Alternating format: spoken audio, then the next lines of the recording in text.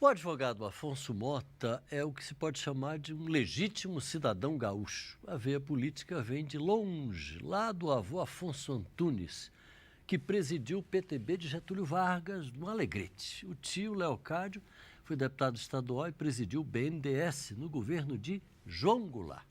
O pai, Cassiano, presidiu a Câmara de Vereadores e foi vice-prefeito do Alegrete.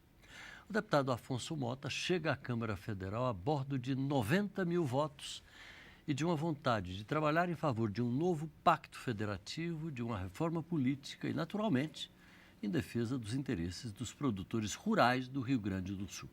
Nós vamos conversar com ele nesta edição do Palavra Aberta. Eu sou Paulo José Cunha, o nosso programa é uma parceria da TV Câmara e da Rádio Câmara. Deputado, antes de mais nada, parabéns pela eleição. Seja bem-vindo à Câmara dos Deputados.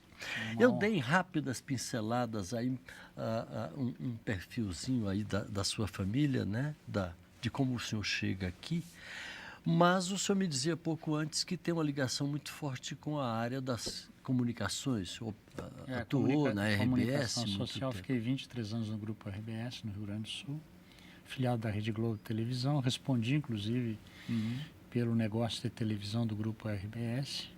Tive o orgulho e a honra de presidir a Associação Gaúcha das Emissoras de Rádio e Televisão no Rio Grande do Sul. Então, me considero também um ativista da radiodifusão. Que bom. Deputado, como é que o senhor vê nesse momento esses dois temas principais que eu coloquei ali no início, a questão do Pacto Federativo e da reforma política? Eles estão intricados, imbricados, misturados. E esse parece ser um momento em que a fruta, digamos assim, está madura, está no ponto de ser colhida. Eu tenho dito que inicio meu mandato aqui com dois fundamentos e uma cláusula pétrea. Os dois fundamentos, como eu venho de uma região lá da fronteira oeste do Rio Grande do Sul, é um canto da América Latina, que nós temos assim, o Gabriel Garcia Marques já disse que nós lá somos solitários, porque lá a política pública chega precariamente. São cidadãos desassistidos daquilo que é essencial da vida, a saúde é precária, a educação, a segurança pública e principalmente as obras da infraestrutura. Então, um fundamento importante para mim é a radicalização com relação à entrega da política pública.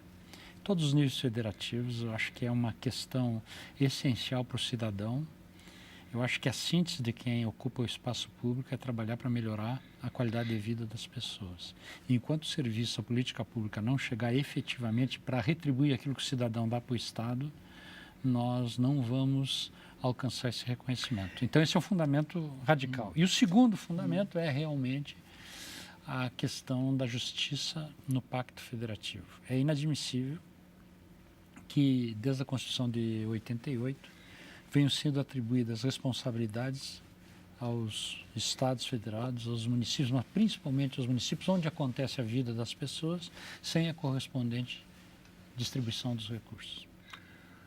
Equivale a dizer que o senhor defende uma descentralização da arrecadação fiscal em benefício muito mais do município, reduzindo essa centralização que hoje ocorre nas mãos da federação, nas mãos do poder executivo, digamos assim. Tanto que não é sem razão que o retrato federativo brasileiro hoje é estados federados com grandes dificuldades, alguns até em situação financeira caótica, como é o caso do estado do Rio Grande do Sul, um número expressivo dos mais de 5 mil municípios do país também, numa situação de muitas dificuldades. Muitos prefeitos, no encerramento do exercício de 2014, não encerraram as suas contas. E, claro, o governo federal, através de programas, projetos e fontes de financiamento, tenta amenizar, mas sabe que emendas parlamentares, projetos, fontes de financiamento sempre representam, primeiro, disputa pela política pública. Hoje nós vivemos num país com uma grande disputa pela política pública. Dentro de uma mesma região, o território municipal disputa com outro território municipal, né? E só há uma solução. É realmente um tratamento diferenciado que faça justiça na distribuição dos recursos com o novo Pacto Federativo. É um tema que vem passando de legislatura a legislatura, é um tema permanente do debate público, mas as coisas não acontecem. Eu acho que aí também, até adentrados na questão da reforma política, que é a grande responsabilidade do Congresso Nacional e da Câmara Federal. Sou novato, mas tenho plena consciência, até porque não sou um político tradicional, é a primeira vez que ocupo um espaço público, nunca tive mandato. A população está dizendo para o Congresso Nacional: nós só vamos recuperar a credibilidade na política, nós só vamos acreditar realmente no parlamento se o parlamento vier ao encontro daquilo que é essencial para a vida das pessoas. Agora, tudo isso, deputado, que o senhor está falando tem a ver com outra expressão, chamada reforma tributária. A reforma tributária e eu já estou aqui há muito tempo e a gente acompanha isso, o tempo passa e nada acontece. A reforma tributária se vincula, de certa forma, ao Pacto Federativo, mas claro que a reforma tributária tem a dimensão da simplificação. Não é só a questão da justiça, porque a questão do Pacto Federativo é mais uma questão de justiça na distribuição dos recursos que o Estado recebe do cidadão.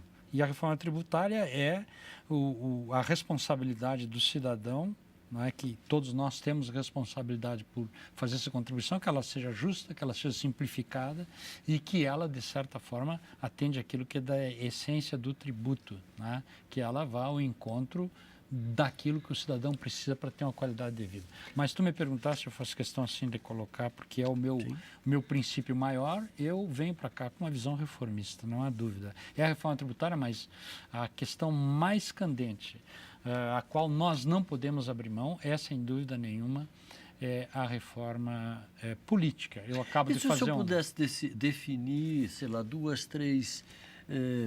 mudanças essenciais a se ouvir. Eu acabei de fazer um pronunciamento no grande expediente e elenquei um conjunto de princípios que eu rapidamente quero deixar aqui para os telespectadores que nos assistem.